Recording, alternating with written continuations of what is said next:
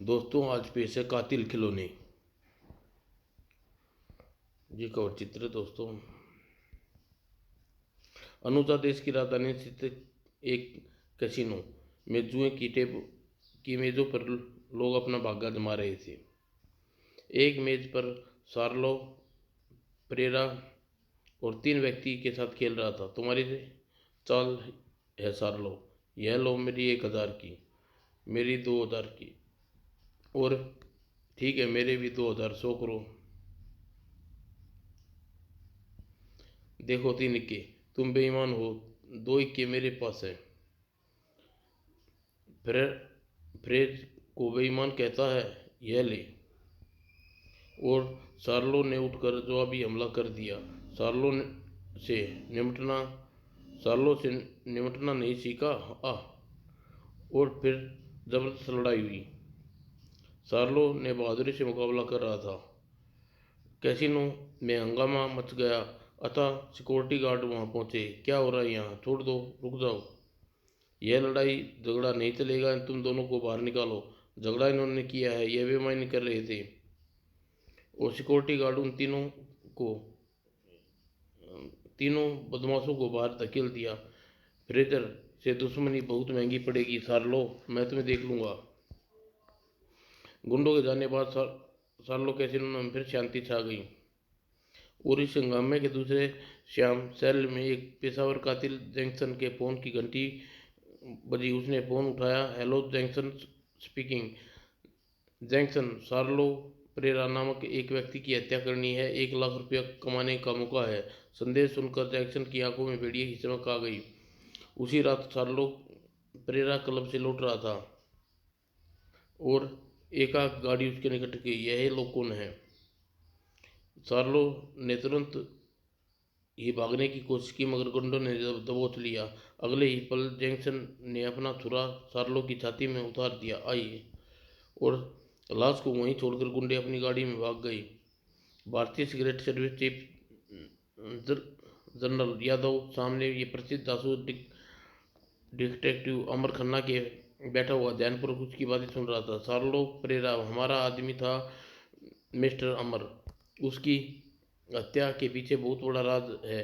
कुछ दिनों पहले मुझे एक रिपोर्ट भेजी थी, उसमें अनुंजा की एक बहुत बड़ी खिलौना फैक्ट्री बना वाली फार्म में सुपर टॉयज इंटरनेशनल के विरुद्ध संदेह प्रकट किया था। खिलौने बनाने वाली फैक्ट्री में विरुद्ध? हाँ, वह फर्म साधारण खिलौने नहीं बनाती, बल्कि लाइव लाइफ लाइट खिलौने बनाती है, यानी बिल्कुल असली जैसे। अगर एक कार बनाओगे तो उसमें असली कार की तरह मैन्युफैक्चर यानी छोटा इंजन लगा रखा होता है और बड़ी कारों की तरह पेट्रोल से चलेगी। फर्म के मालिकों का कहना है कि इस तरह के खिलौने से खेलकर बच्चे शुरू से ही अपने इंजन पैशन को समझेंगे। और उस फर्म को इसी तरह विभिन्न खिलौने बनाने का दावा किया है। बात तो यह दिलचस्प है, मगर सार्लो परेरा उस फर्म से क्या संदेह प्रकट किया था? उसने लिखा था कि वह फर्म खिलौने बनाने की आड़ में कोई बढ़िया षड्यंत्र रच रही है। अब सार्लो की हत्या के बाद उस विश्वास हो गया कि उसका सब ठीक था। तो आप क्या मुझसे क्या चाहते हैं? मैं तुमसे बहुत बड़ा व्यापारी बनाकर अनुजा फार्म में भेजना चाहता हूँ। वहाँ जाकर तुम्हारा उस फर्म में भारत में उनके खिलौने की एजेंसी लेने की बात करो और इस बहाने पता लगाने की कोशिश करो कि गड़बड़ कहाँ हो रही है। यह काम के लिए आप किसी सरकारी जासूस को भी भेज सकते हैं। बड़े अपराधी आमतौर पर देश के सभी मशहूर सरकारी जासूसों को बरद रखे होते हैं, इसलिए उसकी सरकारी जासूसों को भेज कर खतरा उठाया नहीं चाहता। तुम्हारे बारे में किसी को कोई जानकारी नहीं होगी, तुम एक महान जासूस हो। प्रशंसा के लिए धन्यवाद। बाय द वे, उस फर्म के मालिक कौन है? यह दिलचस्प बात यह है कि फर्म के 4 पार्टनर हैं, उनमें से 3 अरबपति व्यक्ति हैं और एक का नाम इस्माइल है और इस्माइल व्यापारी है। दूसरे का नाम किनलोई है और वह सिंगापुर का है। और वहाँ का माफिया चीफ है। तीसरा अनुजा, वह उद्योगपति है, उसका नाम मूसा खेमा इल है। और चौथा पार्टनर है फिजलिस, वह वैज्ञानिक है, उसका डॉक्टर लक्की है, नाम डॉक्टर लक्की है, लाक्सी है। फिलीपींस का वैज्ञानिक खिलौने बना रहा है, यह बात हैरत की बात है। हाँ, इसलिए तो मुझे शार्लोक की मौत की सच्चाई नज़र आती है और तुमने अनुजा भेजना चाहता हूँ। ओके सर, मैं अनुजा जाने के लिए तैयार हूँ। गुड, अब तुम्हारी पूरी योजना समझाता हूँ। जनरल जनरल उसे अपना प्लानिंग बताने लगे। जनरल यादव से मिलने के बाद अमर वापस अपनी कोठी पहुंचा और ड्राइंग रूम में अपने सहायक अकबर के कोई सर्च केबल खड़े थे। अरे यह क्या मूर्ख कर रहा है, मूर्ख इंसान, कसरत। अरे गधे हो तुम, सीधे खड़े हो जाओ। हर वक्त मूर्खता की हरकतें, कोई वक्त है कसरत करने का? कसरत का कोई वक्त नहीं होता डैडी। जब कुछ करने के लिए न हो तो कसरत की जा सके। मेरी समझ में आज तक यह नहीं आया तो भगवान ने मुझे इस धरती पर क्यों भेजा है मोटे भाई, ताकि मैं अपनी नाक में दम कर रहूं और आप मुझे डांटते रहें। और मुझे आपके मनुष्य अब्बाजान की याद आ जाती है, उसकी नाक में दम कर दिया करता था। मैं तुम्हारे दोनों कान खींचकर गुलेल बना दूंगा, मगर तुम 5 मिनट के अंदर अंदर शरीफ आदमी की तरह कपड़े पहने नजर न आए तो। लगता है आप मेरा कसरती बदन देख कर डर गए। ठीक है, मैं कपड़े पहन लेता हूँ। और अकबर कपड़े पहनकर इंसान बन गया और अमर ने उसे जनरल यादव की बातें बता कर कहा, अगले सप्ताह में दोनों अनुदा चल रहे हैं और एक उद्योगपति के रूप में जाना है। मेरे नाम होगा सेठ त्रिलोकीनाथ त्यागी और तुम अपने असली नाम और रूप में सेक्रेटरी के तौर पर हैसियत से चलोगे। ठीक है, मैं तो पैदा ही हुक्म बजा लेने के लिए हुआ हूँ। आप चाहें तो मुझे मुर्गा बना कर भी ले जा सकते हैं, लेकिन हम एक सप्ताह बाद क्यों जाएंगे? इस बीच मेरे नकली कागजात पासपोर्ट तैयार किए जाएंगे और साथ में सिंगापुर ट्रायल्स एजेंसी मेरी और एक पत्र भी भेजा जाएगा जिसमें मैं खिलौनों का एक्सचेंज लेने के सिलसिले में अनुजा पहुंच रहा हूं। तो आप मुझे एक खिलौना खरीद कर देना। मुझे बहुत दिनों से खेला नहीं हूँ। उसकी बात पर अगर मुस्कुरा उठा। और ठीक एक हफ्ता बाद अकबर अनुजा के लिए रवाना हो गए। अमर अधेड़ उम्र का सेठ त्रिलोकीनाथ त्यागी के रूप में यात्रा कर रहा था। मैं एयर होस्टेज के काफ़ी मंगाता हूँ सर। सेटअप अब मजाक बिल्कुल नहीं चलेगा। अनुजा पहुंचने पर होटल रीगल जाने के लिए टैक्सी ली, जहाँ से उसने अपने नाम के कमरे बुक थे। आँख खुली रखना, शायद हमारा पीछा किया जाए। मैं आँख खुली रखूँगा, कान भी।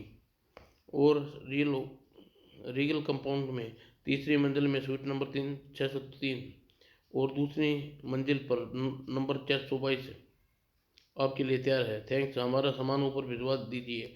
दोनों अपने कमरे में पहुंचे गए। स्वीट पहुंचने से ही अकबर अपना दरवाज़ा बंद कर लिया।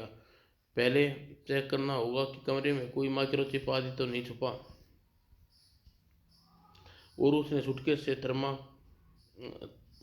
थर्माकोस्ट जैसा यंत्र निकाला और कानों में चढ़ाकर कमरे के गुलदस्ते, लैंप्स इत्यादि को चेक करने लगा। कुछ नहीं है। और पूर्ण संतोष हो जाने के बाद अमर पहले नहाने फिर फोन पर अकबर के कमरे में कनेक्शन मंगाकर उसे आदेश दिया, mister Akbar, super trials intelligence director mister Musa Siwal का फ़ोन करने को कहो कि उनसे मिलना चाहता हूँ। Yes sir. अब वे दोनों वास्तविक रूप में मालिक और सेक्रेटरी का अभिनय कर रहे थे। और अकबर ने अपने कमरे से सुपर ट्रायल्स ऑफिस में फ़ोन मिलाया। हेलो मैं मिस्टर मूसो मूसा मेलाई से बात करना चाहता हूँ। मैं मिस्टर मूसा से सेक्रेटरी हूँ। कृपया अपना परिचय देने का कष्ट कीजिए। मैं अकबर ने अपना परिचय दिया और सेक्रेटरी होल्ड करने को कहा और थोड़ी देर बाद यूज की आवाज़ आई। मिस्टर अकबर, मेरे बॉस मिस्टर मूसा, आपने मिस्टर त्रिलोकीनाथ से वेलकम कहा है और आज रात 8 बजे होटल सिलेर में कमरा नंबर 101 में मिस्टर त्रिकुलनाथ से मिल सकते हैं। ओके मिस्टर त्रिकुलनाथ, 8 बजे पहुंच जाएंगे। फोन रखा हुआ अकबर नीचे ड्राइंग हॉल में जाकर एक टेबल पर बैठ गया। देखना यह है कि यहाँ कोई हमारी जान निगरानी तो नहीं कर रहा। कुछ देर बाद एक कप कॉफी पीकर उठा और अकबर कमरे में चल दिया। मुझे तो यहाँ कोई संदिग्ध व्यक्ति नजर नहीं आ रहा। और आ, आपने ठीक 8 बजे होटल सेलर रूम में 101 में पहुंचा सर। ठीक है, और कोई बात, खास बात? केवल एक बात है, मैंने अच्छी तरह चेक कर लिया, यहाँ कोई हमारी निगरानी नहीं कर रहा। फिर भी होशियारी से रहना और ज़रूरत, इस बार कोई शायद हमारा वास्ता किसी चालाक अपराधी से पड़ा है। मैं पूरी तरह सावधान हूँ। आप यहाँ आप जहाँ भी जाएंगे आपका पीछा करूँगा। अभी इसकी ज़रूरत नहीं है। मैं अनुजा की सैर करो। जब मुझे तुम्हारी ज़रूरत होगी। मैं फ़िलहाल तो मैं एक ज़रूरी काम से जा रहा हूँ। और कुछ देर बाद अकेला ही होटल से बाहर निकल गया और दरबान ने टैक्सी बुला दी। और टैक्सी यात्रा करने के बहुत सतर्क था। वो अपने पीछे सड़क पर नज़र रखे हुए था। कोई पीछा नहीं कर रहा।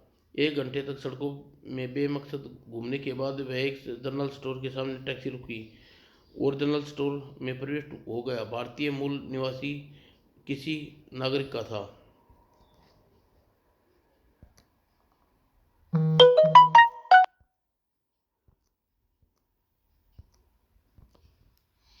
स्टोर काउंटर पर पहुंचकर उसने कहा, मुझे अपनी पत्नी के लिए एक मैक्सी चाहिए जिसके नीले सितारे लगे हों। नीले सितारे? ओह, आप 1 मिनट रुकिए। वास्तव में अमर ने जो वाक्य बोला था उसकी पहचान का कोड था। वह स्टोर भारतीय एजेंट सर्विस एंड के एजेंट चलाता था। उसकी मदद से अमर भारत के जनरल यादव को रिपोर्ट देनी थी। सेल्समैन ने इंटरकॉम उठाया, किसी को दबे शब्दों में बात की, फिर अमर से कहा, सॉरी सर, जिस तरह की मैक्सी आप चाहते हैं वह इस समय मौजूद नहीं है, लेकिन आप मैनेजर साहब से मिल लीजिए, मेरे ऑर्डर देकर वह मैक्सी तैयार करवा देंगे। ओके। और कुछ देर बाद अमर स्टोर के मैनेजर कम मालिक मिस्टर नरेश गुप्ता के सामने ऑफिस में बैठा था। मुझे जनरल यादव का संदेश मिल चुका है कि आप यहाँ पहुँच चुके हैं। उसका आदेश था कि आपकी पूरा सहयोग दूँ। थैंक्स। सबसे पहले मुझे आपके सरलो परेरा की हत्या के विषय में कुछ बताइए। सार्लो परेरा की हत्या की बड़ी विचित्र परिस्थितियों में हुई। एक दिन पूर्व कैसीनो में उसका गुंडों से झगड़ा हुआ। फैजर नामक एक गुंडे ने उसे जान से मारने की धमकी दी और अगले दिन सार्लो की हत्या हो गई। इसका अर्थ यह हुआ सार्लो की हत्या जिन निजी झगड़े के कारण हुई है उसे फैजर का हाथ नहीं है। लगता तो यही है, लेकिन जिस रात सार्लो की हत्या हुई उस रात फैजर शहर में नहीं था। यहाँ की पुलिस फैजर से पूछताछ कर रही थी, लेकिन उसका विचार है कि उसकी हत्या सुपर ट्वेल्स एजेंट इंटरनेशनल मालिक को कहा है। सुपर टॉयज के मालिकों से आज मेरी मुलाकात होने वाली है। मैं देखूंगा कि कैसे लोग हैं। फिलहाल मैं जनरल यादव से बात करना चाहता हूँ। आपके पास वायरलेस का प्रबंध है? जी हाँ, नीचे बेसमेंट में वायरलेस है, मेरे साथ आइए। चलिए बेसमेंट में जाकर अमर वायरलेस पर जनरल यादव से बातचीत करने की। और जब वह स्टोर से बाहर निकला तो 7:45 बज रहे थे। उसने टैक्सी ली, होटल 16 चलो, और 8 बजे होटल 16 रूम नंबर 101 में दस्तक देकर खट खट खट खट एक सुंदर युवती ने दरवाज़ा खोला। मेरा नाम त्रिलोकनाथ त्यागी है। कम कम प्लीज़ कम इन, बॉस आपकी प्रतीक्षा कर रही है।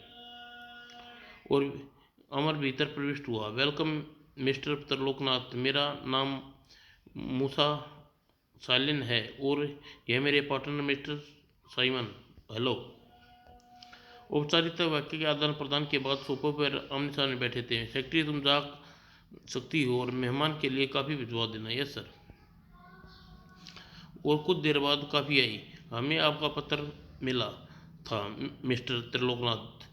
हमें खुशी हुई कि आप इंडिया में हमारी खिलौने की एजेंसी लेना चाहते हैं। जी हाँ, लेना चाहता हूँ, लेकिन कोई बात करने से पहले मैं आपको लाइफ लाइन खिलौने देखना चाहता हूँ। वह तो आपको दिखाएंगे ही, लेकिन एक बात पहले स्पष्ट कर देना चाहता हूँ कि अगर आपको हमारे खिलौने पसंद आ गए तो अपने एजेंसी लेने का फैसला किया है उसे कम से कम 5 करोड़ रुपए हमारे एडवांस जमा करवाने होंगे। आपके खिलौने अगर मुझे पसंद आ गए तो इस कारोबार में 5 क्या मैं 10 करोड़ रुपए भी लगा सकता हूँ। दरअसल मैं एक विचित्र खिलौने के देखने के लिए बेचैन हूँ। तभी दरवाज़ा खुला और एक व्यक्ति प्रविष्ट हुआ। हेलो हेलो, लीजिए हमारे तीसरे पार्टनर मिस्टर किनलाई आ गए।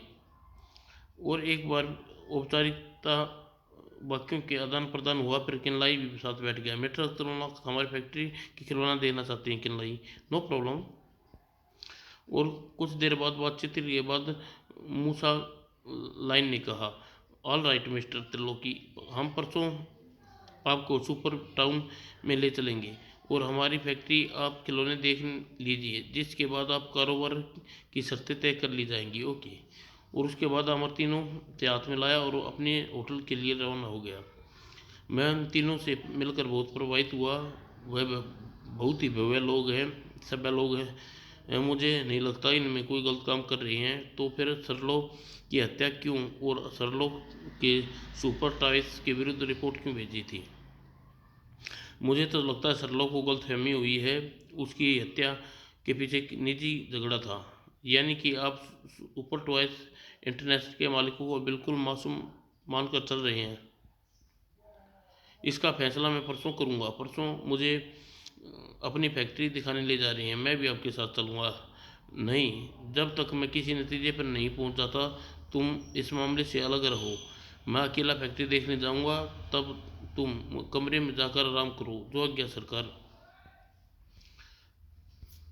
और अपने कमरे की ओर जाते हुए अकबर सोच रहा था, अकबर अमर उन लोगों को कुछ ज़्यादा ही प्रभावित हो गया है, लेकिन मुझे खतरे की गंध आ रही है, इसलिए कल मैं अपने ढंग से अमर की निगरानी करूंगा, ताकि अगर मुझे किसी मुसीबत में फंसते दिखे तो उसकी मदद कर सकूं। यह निर्णय लेने के बाद वह अपने कमरे में जाकर सो गया।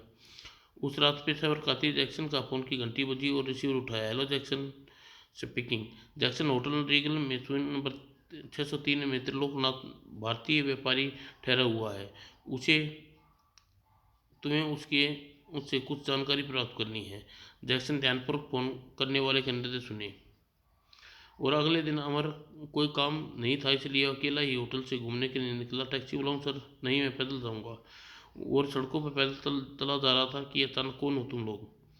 हमारी जेबों में पिस्तौल है मिस्टर, तुम्हारे साथ चलना वरना खतरा। ये लोग कौन? चलो, वह सामने हमारी गाड़ी है, लेकिन तुम मुझे यहाँ कहाँ ले जा रही हो? चुपचाप हमारे साथ चलते रहो वरना गोली मार देंगे। इस वक्त इन्हें भी नहीं है रोक भीड़ भी नहीं सकता, क्योंकि इनके दोनों के पास रिवॉल्वर है। कार के निकट पहुंचकर, चलो अंदर बैठो। और कार चल पड़ी। अचानक अमर ने एक बार फिर कुछ कहना चाहा और अचानक मुंह बंद करना पड़ेगा।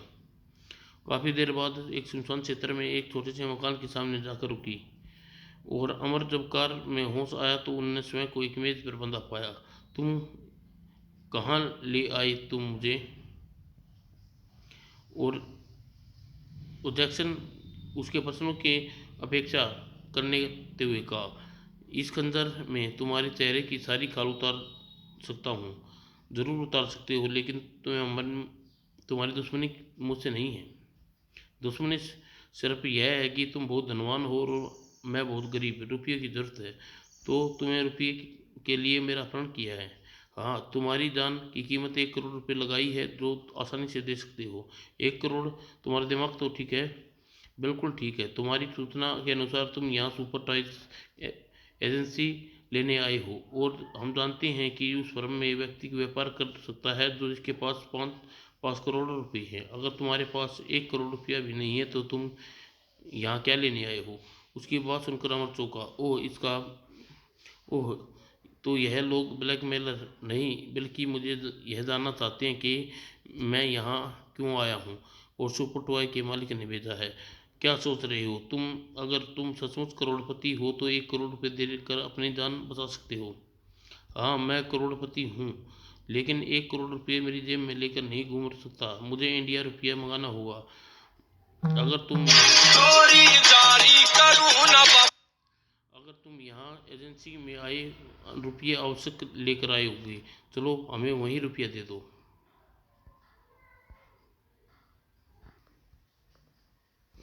मैं बहुत बड़ी रकम के साथ लेकर नहीं आया हूँ। नहीं लाए तो फिर तुम यहाँ से जीवित नहीं जा पाओगे। इसका अर्थ यह है तुम व्यापारी नहीं। सच बताओ तुम कौन हो? मैं बताता हूँ कौन है। अकबर, यह यहाँ कहाँ से आ पहुँचा? मगर जैक्सन ने पूर्ति का सबूत दिया। आ लेकिन जैक्सन और उसके साथी अकबर को भिड़ने की कोशिश नहीं की। दोनों वहाँ तेजी से भाग निकले। अकबर संभल कर उसके पीछे भागा, लेकिन अपनी गाड़ी में बैठकर फरार हो गए और वापस कमरे में आकर उनके अमर को बांधन भाग गए साले। मगर तुम यहाँ कैसे पहुँचे? मैं रात को फैसला कर लिया था कि तुम से दूर रहकर निगरानी करूँगा। होटल मैंने एक कार किराए पर ली और फिर मेरे सामने तुम गुंडों ने आपकी पकड़कर अपनी कार में बिठाया। कुछ देर बाद मेरी गाड़ी वापस शहर में आ रहे थे। अब मुझे संदेह हो रहा था कि सुपर टायर्स के मालिक ने कुछ गड़बड़ कर रहे हैं और लगता है कि वे गुंडे उन्होंने भेजे थे और वह जानना चाहते हैं कि मैं सचमुच करोड़पति व्यापारी हूँ या नहीं। फिर अब क्या इरादा है? फिलहाल तो मेरा प्रोग्राम वही है जो कल उसकी फैक्ट्री देखने जाऊंगा। फिर यह देखना चाहता हूँ कि आज ये घटना के बाद ये लोग मुझे कैसा व्यवहार करते हैं। उसकी बात सुनकर अकबर का चेहरा गंभीर हो गया। अगले दिन अमर मुस्तैद खान के साथ सुपर टाउन्स की फैक्ट्री देखने गया। हमारी फैक्ट्री 100 एकड़ ज़मीन में फैली हुई है। कार फैक्ट्री के भीतर प्रविष्ट हुई।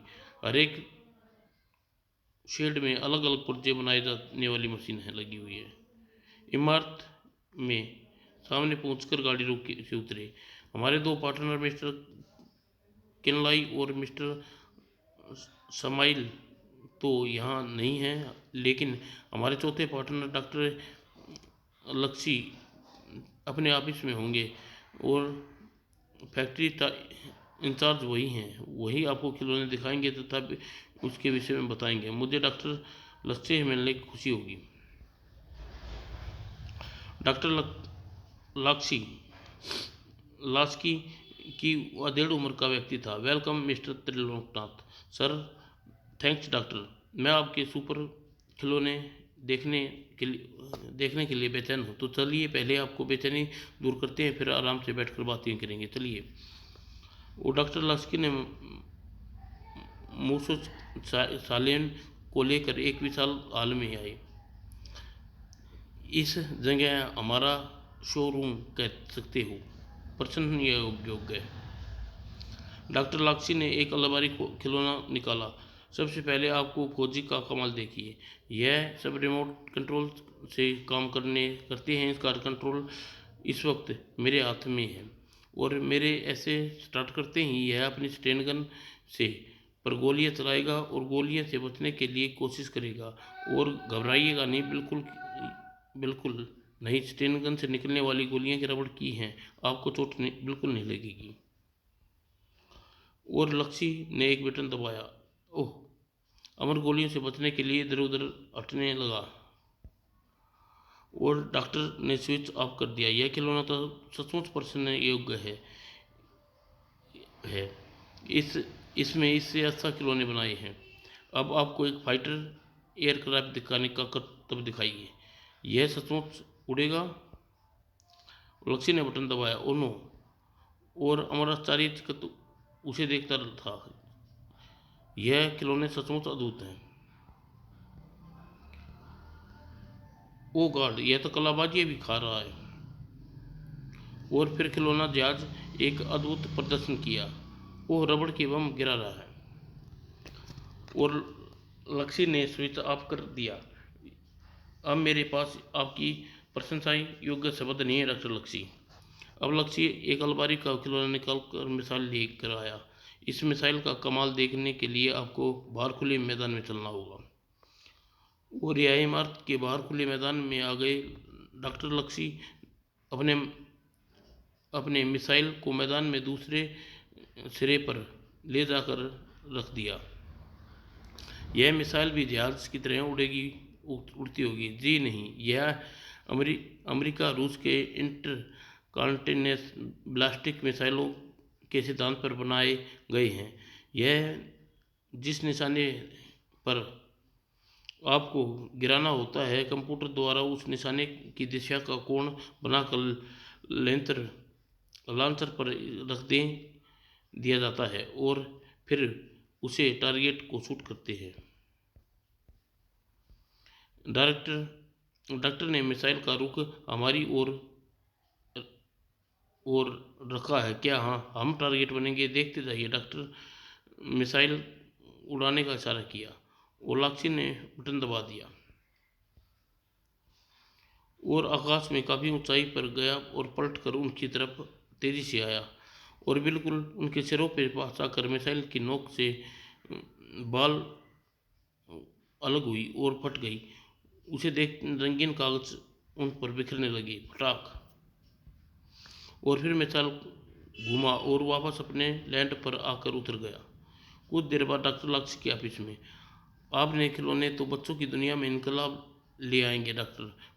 मैं आपके आविष्कार की दाग देता हूँ, थैंक्स, मगर हमारे यह खिलौने बहुत महंगे हैं। आम धनवान व्यक्ति के बच्चों के लिए इनकी मुश्किल खरीद पाए गए, लेकिन हर एक देश की शिक्षा संस्थाओं में इनकी ज़रूरत खरीदेगी।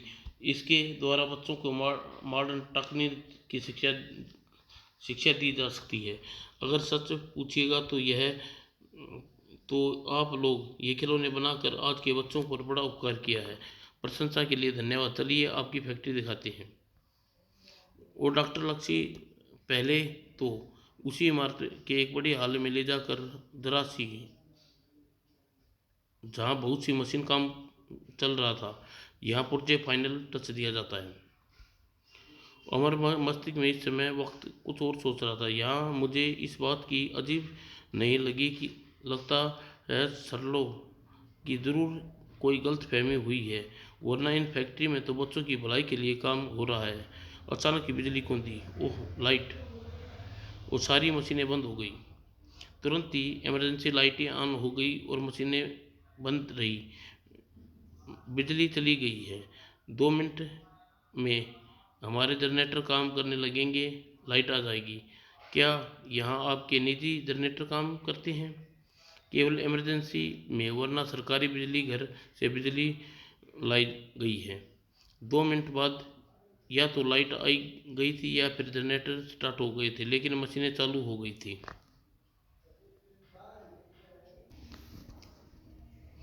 2 घंटे फैक्ट्री में घूमने के बाद अमर मुसा मुसामिल के साथ बाहर आ गया था। जनरल यादव, मुझे रिपोर्ट देनी होगी कि उसका संदेह गलत है। सुपर टॉयज में कोई गड़बड़ी नहीं है। वैसे अमर तो संतुष्ट था, लेकिन उसके मस्तिष्क में कई अदृश्य बातें खटक रही थी जिसे वह समझ नहीं पा रहा था।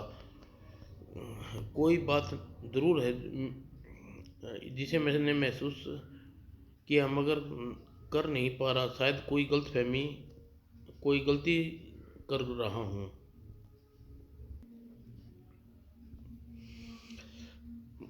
मूसा में साई खाइल ने उसे होटल के सामने कार से उतारा। ओके मिस्टर त्यागी, अब आप अच्छी तरह समझकर हमें परसों तक बता दीजिए कि हमारी शर्तें आपको एजेंसी लेने के लिए तैयार हैं या नहीं। ओके।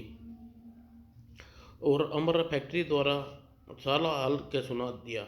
मुझे नहीं लगता कि वहाँ कोई गड़बड़ी है।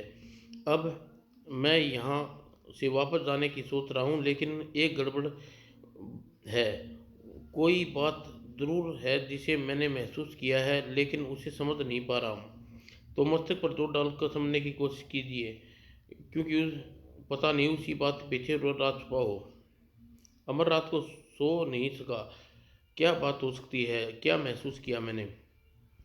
और रात रात सोचने के बाद भी उसे कुछ समझ में नहीं आया। अगली सुबह अकबर के साथ शहर घूमने निकल पड़ा। हम कल वापस चलेंगे, इसलिए आज कुछ तफरीह कर लेते हैं। तो फिर ठीक है, शहर के बाहर झील पे चलते हुए वह सुंदर जगह है। और शहर के बाहर जाने के लिए उसे रेलवे क्रॉसिंग पर रुकना पड़ा। यह रेलवे क्रॉसिंग मुझे इंडिया में भी बोर करती है, और यहाँ भी। और ट्रेन गुजर गई। ट्रेन भी क्या धरती धकेल चीज है, यहाँ से दूर चली गई, मगर अभी तक धरती कंपन महसूस हो रहा है। फिर उसके मस्तिष्क में एक जोरदार पटाखा छूटा। कंपन। आह अकबर, तुम तुमने यह शब्द कहकर मेरी सारी मुश्किल हल कर दी। आह कंपन। वह कंपन ही था। वाइप वाइप ब्लेजर या गाड़ी गाड़ी सड़क के किनारे रोको। अकबर, क्या हुआ, आपने कोई भूल देख लिया क्या। अकबर गाड़ी से नीचे किनारे पर लगा दी। अब बताइए क्या हुआ आपको। कल जब मैं फैक्ट्री के वर्कशॉप देखने गया था तो वहाँ बिजली चली गई थी, और बिजली 2 मिनट के बाद आई थी। उस समय मेरे साथ एक बंद मशीन पर रखा, और पूरे समय मैंने हल्का सा कंपन महसूस करता रहा। बस यही बात मुझे याद नहीं आ रही थी। यह बात ऐसी क्या खास बात है। तुम मूर्ख हो, मैंने कहा ना 2 मिनट तक बिजली नहीं थी। फिर वह कंपन कैसा था। एक ही बात फैक्ट्री की बिजली के दौरान तहखाना है, जिसमें कोई मशीन चल रही थी। कोई ऐसी मशीन जिसे सरकारी बिजली से नहीं चलाते, बल्कि उसके लिए स्पेशल जनरेटर लगा रखे हैं। वह मशीन कभी बंद नहीं होने देते। इसका अर्थ यह हुआ कि मशीन पर कोई महत्वपूर्ण गैरकानूनी काम करते हैं, और मशीन किसी को पता नहीं चल सके, इसलिए उस सरकारी बिजली पर खर्च पर नहीं करते। बिल्कुल ठीक। अब उस फैक्ट्री को दोबारा जाऊंगा और यह रात जानने की कोशिश करूंगा कि वह कैसी मशीन है। दोबारा आप वहाँ कैसे जाएंगे। चुप कर, और आज रात जाऊंगा, लेकिन अब मुझे अनुजा की सिगरेट सर्विस की सहायता लेनी होगी। और जनरल यादव ने कहा था कि जरूरत पड़ने पर मैं उसे अनुजा के सरकार से मदद ले सकता हूँ। उसी शाम Anuja cigarette service chief office में। आप जो हालात बताए हैं उससे यही लगता है कि उस फैक्ट्री के नीचे गैरकानूनी काम किया हो रहा है। अगर आप कहें तो हम सरकारी तौर पर छापे मारे। नहीं, पहले मुझे वहाँ अकेले जाना चाहिए। हो सकता है कि मेरा गलत हो और मेरी गलती आपको कष्ट उठाना पड़े। मैं उन शरीफ लोगों की बदनामी हो।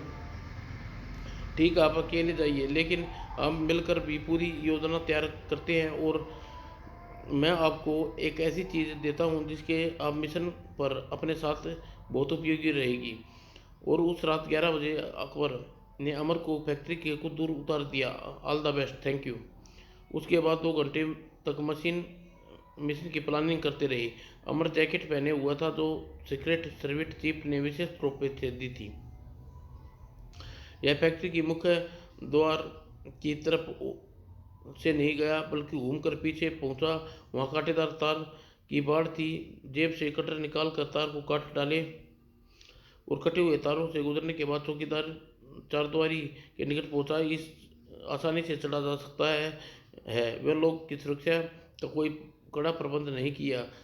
तार में करंट भी नहीं थी, और यह दीवारें भी साधारण ऊंचाई की हैं। बड़ी सरलता से दूसरी तरफ कूद जाने के सामने वह बिल्डिंग थी जिसके वह दिन में पहले ही आ चुका था।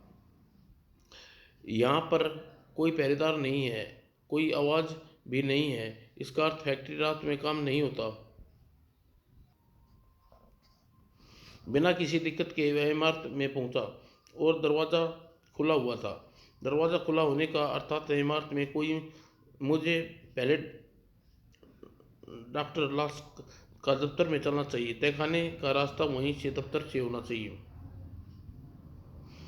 और इमारत का अधिकांश लाइट बुझी हुई थी, और कैरीडार अंधेरे में सुनसान पड़े किसी रुकावट के बिना लक्ष्य के ऑफिस में तक पहुंचा। वो दरवाज़ा खोलकर भीतर जाकर यहाँ दे रहा है और भीतर प्रवेश होकर उसने दरवाज़ा बंद किया और जेब से टॉर्च निकाली। ओह, यह गार्ड, यह दरवाज़ा तो कल यहाँ नहीं था। इसका अर्थ यही तय खाने का गुप्त रास्ता है। वह दबे पांव दरवाजे के द्वार में प्रविष्ट हुआ। हैरान है कि उसने तहखाने पर पहरा नहीं लगाया और सीढ़ी से उतरकर नीचे पहुंचा और एक चौकोदार कमरे में, यह तो स्टोर लगता है। यह सब खिलौने मिसाइल बॉक्स में फिट है, रंगीन कागज बरसाते हैं और हार्ट लैब। ओह गॉड, यह हार्ट लैब तो किसी प्रयोगशाला जैसे भाग होते कहते हैं और आणविक शक्ति पर काम होता है। ऐसा क्या एटॉमिक लाइब्रेरी? और उसे ऊपर से उसने दरवाज़ा खोलने के लिए हाथ बढ़ाया था कि कमरे में स्वर गूंजा। उसे दरवाजे को छूना मना है मिस्टर। अगर अब आप कुशलता चाहते हैं तो आप वापस लौट जाओ। और अमर अपनी गलती का एहसास हुआ। ओह, समझ रहा है, यह कोई पहरा नहीं है, लेकिन अब समझा कि लोग छिपकर यहाँ निगरानी करते हैं और शायद टेलीविज़न जैसे कैमरों की सहायता से तुम्हें चेतावनी दी जाती है, तुरंत ऊपर ऊपर आ जाओ वरना अंजाम तुम खुद जिम्मेवार होगे। वह वापस ऊपर आया और जैसे ही डॉक्टर लास्की के दफ्तर में कदम रखा, हैरान रह गया। आइए मिस्टर त्रिनोक्तेगे। और चारों को देखकर अमर हैरान मुंह सा बोला, सबसे पहले तो आप अपने पास जो भी हथियार है निकाल कर रख दीजिए। फिर बताइए कि आप वास्तव में कौन हो और यहाँ क्यों आई हैं। मैं यहाँ न्यूक्लियर लाइब्रेरी देखने आया था।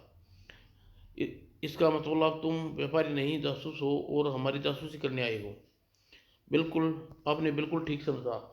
मेरा नाम अमर खन्ना और मैं भारतीय जासूस हूँ। मुझे खुशी है कि मैंने आपको न्यूक्लियर लाइब्रेरी का पता लगा लिया है और आप लोग कोई बड़ा षड्यंत्र रच रहे हैं। लाइब्रेरी देखकर तुमने क्या अंदाजा लगाया?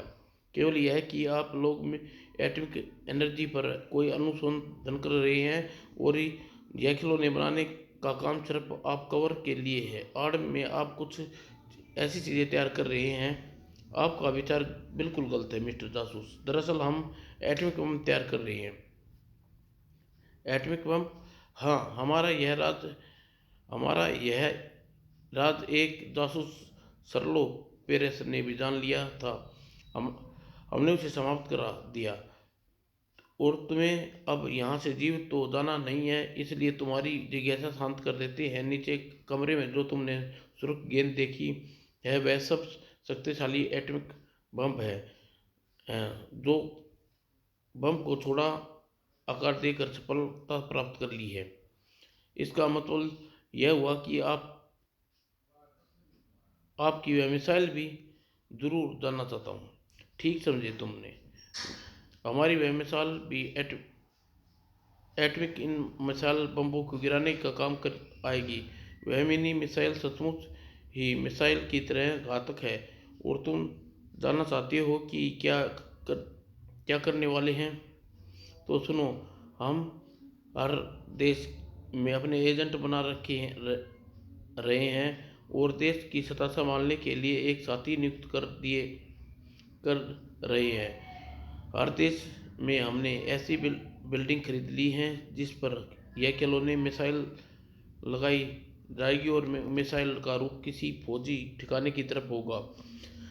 हर छावनी, हर शहर में हमारे खिलौने का शोरूम होगा और उस शोरूम में एटॉमिक बम वाले मिसाइल अपने लंतरों पर इस तरह रखी होंगी कि रिमोट कंट्रोल का बटन दबाते ही उड़कर फौजी ठिकानों पर जा गिरे और एक ही दिन में ही समय वह मिसाइल छोड़ी जाएंगी। दुनिया की हर फौज तबाह हो जाएगी और देश की सरकार परेशान हो जाएगी और जनता समझेगी एटॉमिक जंग छिड़ गई है। और वही समय होगा जब हमारे देश के हर देश से हमारा संगठन सक्रिय हो उठेगा और देश में माफिया किस्म के संगठन हमारे हमारे लिए काम कर रहे हैं।